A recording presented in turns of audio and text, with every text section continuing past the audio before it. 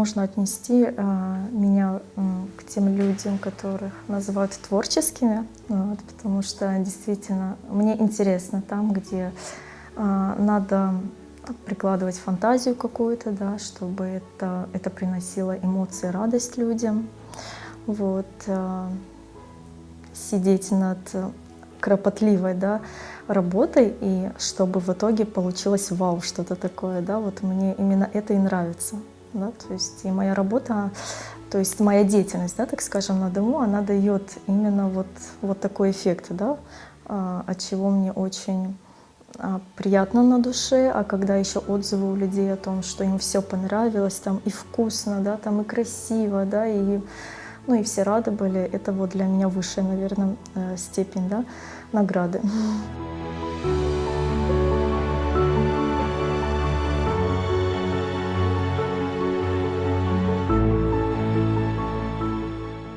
Я была в положении на третьего ребенка, вот, и как известно, когда женщина в положении, ей обязательно что-то определенного, да, очень хочется. И мне хотелось вкусных тортиков, пироженок и так далее. Но так как магазины для меня это невкусные, как бы, да, поэтому мне хотелось именно домашней выпечки.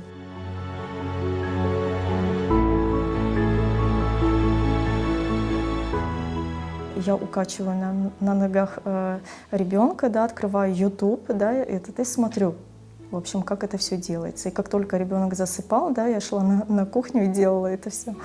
Да, то есть, да, действительно, мне было интересно, я это отрабатывала. Мне не просто было интересно, как это все делается, оформляется, да, какие фишки есть вот в кондитерстве. Надо этому обучаться. Неважно, либо вы на курсы идете, да, и заканчиваете это, ну, вот в ускоренном в таком в режиме, либо на своих ошибках учитесь, да, благодаря Ютубу, там, Гуглу и так далее, да, потому что информации очень много, и только, наверное, ленивый, да, может не открыть и не посмотреть и не обучиться, вот. А когда это нравится, то ты этому обучишься. Это просто желание, стремление, да, познать что-то новое.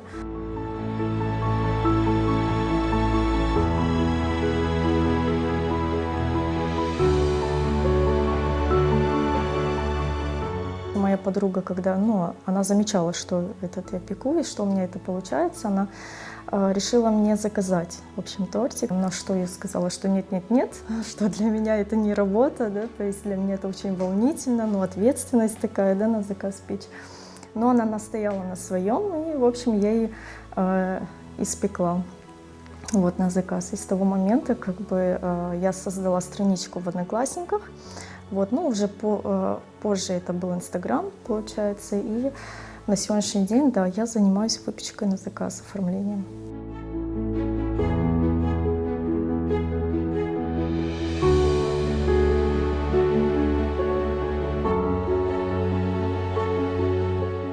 Я за то, чтобы домашняя выпечка, она была действительно из натуральных, свежих, да, продуктов. По минимуму были растительные жиры там, да, чтобы это было действительно сливки, да, а не заменитель, да, какое-то действительно масло, чтобы это было, а не маргарин. Потому что за те деньги, которые ты готовишь этот торт, да, он должен соответствовать этому качеству. Оно должно быть на высоте. И люди это чувствуют. Но не использовать красители кондитер не может, потому что пищевые красители, они необходимы для того, чтобы сделать торт, например, если это детский, ярким, да, каким-то интересным. Поэтому пищевые красители, они есть, но мы берем хорошего качества, да, и используем в малых в количествах.